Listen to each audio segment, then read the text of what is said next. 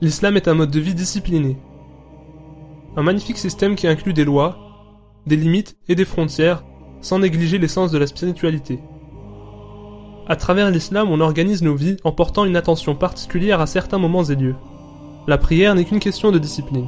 Tout comme n'importe quelle échéance dans la vie, le moment réservé à la prière doit être respecté. Et faire une prière intentionnellement en dehors de son heure revient à ne pas la faire du tout. Lorsque l'appel à la prière est fait, des millions de personnes peuvent naturellement former des rangs en quelques secondes et de manière remarquable. La prière l'emporte sur toutes les affaires mondaines. L'imam désigné est ensuite suivi tout le long de la prière comme le prophète que la paix soit sur lui l'a dit, et il ne doit pas être contredit.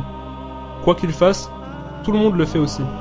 Allah ne regarde que les rangs droits, et à travers les rangs, on espère que les cœurs soient également alignés.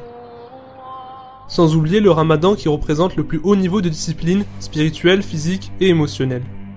Peu importe à quel point tu as faim, tu es forcé d'apprendre à t'automaîtriser, et tu te retiens. Et l'horloge devient un manifeste panneau « Ne pas manger ». Ta journée entière est structurée selon les temps de prière. Et pendant le ramadan, tu sais exactement à quelle heure sont le fajr et le maghrib.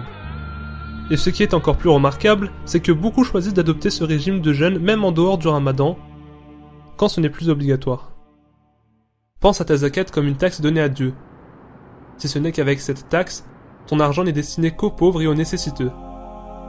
Les calculs, les lois et les stipulations qui régissent la zakat sont précis. Le hajj est la plus grande démonstration de l'ordre au monde.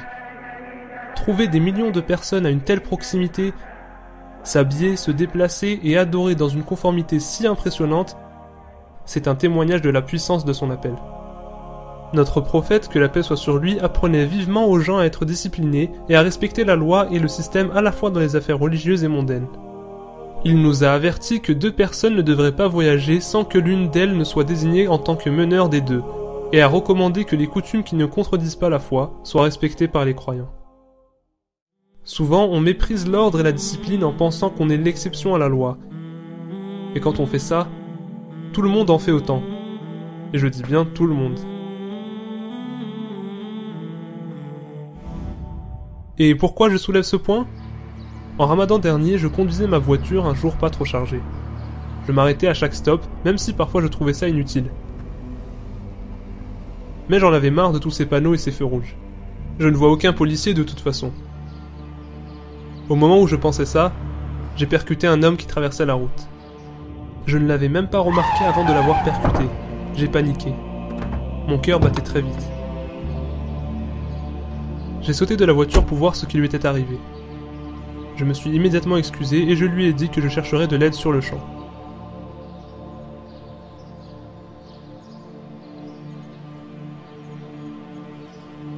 Quand j'ai pris mon téléphone pour appeler, il a insisté pour que je ne le fasse pas, et il a dit que c'était de sa faute puisqu'il avait traversé précipitamment sans regarder à droite et à gauche, et qu'il n'y avait pas de panneau stop ou de passage piéton pour qu'il ait le droit de le faire, et qu'il allait bien donc ce n'était pas la peine d'attirer des ennuis à l'un d'entre nous.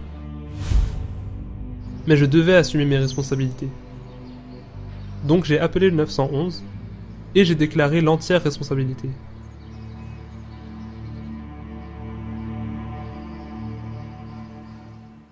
Quand je repense à ce qu'il s'est passé ce jour-là, même si l'amende était plutôt lourde, je n'ai aucun regret de m'être puni. Je ne regrette que mon imprudence. Tu sais, tu peux penser que ce panneau stop ou ce feu rouge est injustifié, ou que toi, contrairement aux autres, tu as le contrôle quand tu écris un message en conduisant, mais toutes ces choses sont mises en place pour assurer la sécurité des gens. Et ça fait également partie de la foi.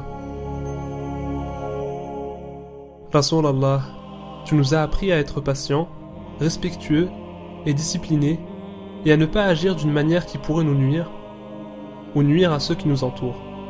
Personne ne s'est jamais senti menacé en ta présence, et dans ton appel, rien qui pourrait être considéré comme bon n'a été omis.